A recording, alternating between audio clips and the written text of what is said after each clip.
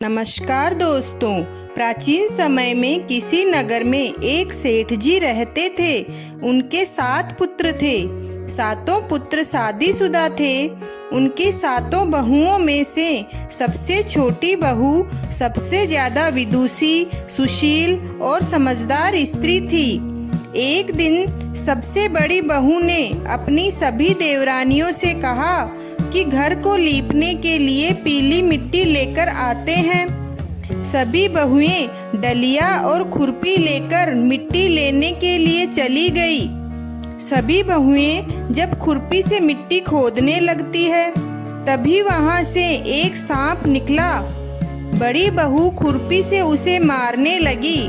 तब छोटी बहू ने कहा, इसे मत मारो, बेचारा तो निरपराध है। यह सुनकर बड़ी बहू ने सर्प को नहीं मारा। सर्प ऐसा सुनकर एक तरफ जाकर बैठ गया। छोटी बहू ने सर्प से कहा, आप कहीं जाना मत, मैं अभी आती हूँ। ऐसा कहकर वह सर्प के लिए दूध लेने चली गई। घर जाकर वह घर के कामों में लग गई और सर्प से किया हुआ वादा भूल गई। अगले दिन उसे अचानक से याद आया और वह तुरंत दूध लेकर उस जगह पहुंच गई। उसने देखा सर्प तो अभी भी वहीं बैठा हुआ है।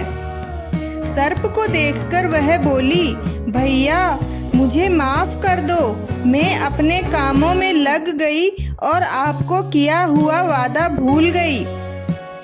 तब सर्प ने कहा, मुझसे झूठ बोलने के लिए मैं अभी तुझे डस लेता, लेकिन तुमने मुझे भैया कहा है, इसलिए तू मेरी बहन हुई। तुझे जो चाहिए मांग ले। छोटी बहू बोलती है, भैया मेरे कोई नहीं है, मुझे एक भाई मिल गया, मुझे और क्या चाहिए। बस जब भी मैं तुझे पुकारूं तुम चले आना। कुछ दिनों बाद सावन के महीने में सेठ जी की सभी बहुएं अपने अपने पीहर जाने लगी। बड़ी बहू ने छोटी बहू से कहा, तेरा तो कोई पीहर नहीं है, तू कहाँ जाएगी। ऐसा सुनकर छोटी बहू बहुत रोई। तभी वह सर्प एक मनुष्य का रूप धारण करके उसके घर आया और बोला, मेरी बहन को पीहर भेज दो।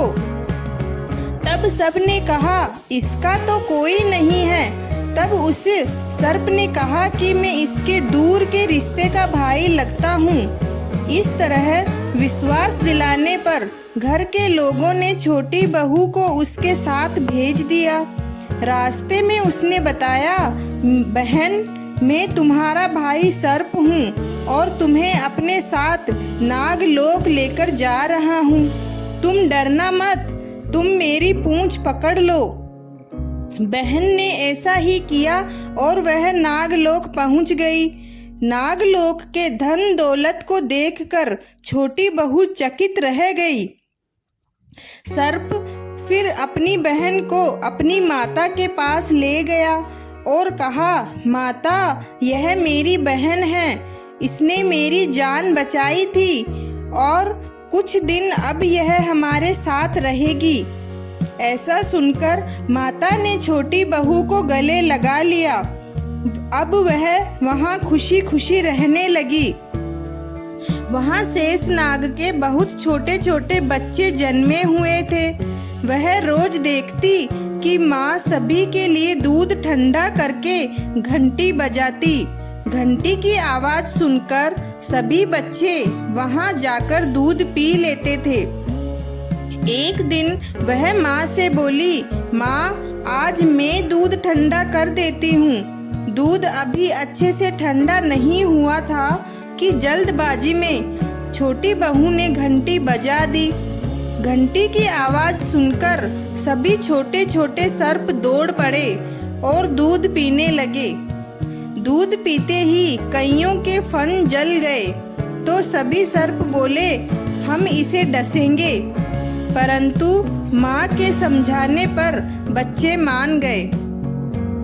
फिर उसकी माँ और उसके भाई ने उसे बहुत सारे हीरे मोती जवाहरात देकर उसे घर के लिए विदा किया। इतनी सारी धन दौलत देखकर बड़ी बहू बोलती है, भाई ने इतनी दौलत दी है, इसे झाड़ने के लिए एक सोने की झाड़ू भी दे देता। यह सुनकर सर्प ने सोने की झाड़ू भी लाकर दे दी और अपनी माँ की तरफ से एक हीरे मोतियों का अद्भुत हार भी दिया। उस हार की प्रशंसा सारे नगर में होने लगी। जब उसे हार की प्रशंसा उस नगर की रानी ने सुनी तो उस हार को पहनने की अपनी इच्छा उसने राजा को बताई। राजा ने तुरंत अपने सैनिकों को वह हार लाने के लिए भेज दिया। राजा के डर से सेठ जी ने छोटी बहू का हार सैनिकों को दे दिया। यह देखकर छोटी बहू बहुत दुखी हुई और रोते हुए अपने भाई सर्प को याद करके उसे सारी बात बता दी। तब भाई बोला, बहन तुम दुखी मत हो, राजा स्वयं तुम्हें हार लौटाने के लिए आएगा। रानी ने जैसे ही वह हार पहना वह सर्प बन गया। रानी ने तुरंत उसे उतार फेंका। ऐसा देखकर राजा ने तुरंत छोटी बहू को उपस्थित होने का आदेश दिया। सेठ जी स्वयं छोटी बहू को लेकर आए। राजा ने छोटी बहू से पूछा, तुमने क्या काला जादू किया है? तब छोटी बहू बोलती है, राजन मुझे क्षमा कीजिएगा, यह हार ऐसा ही है, यह मुझे मेरे भाई ने दिया है।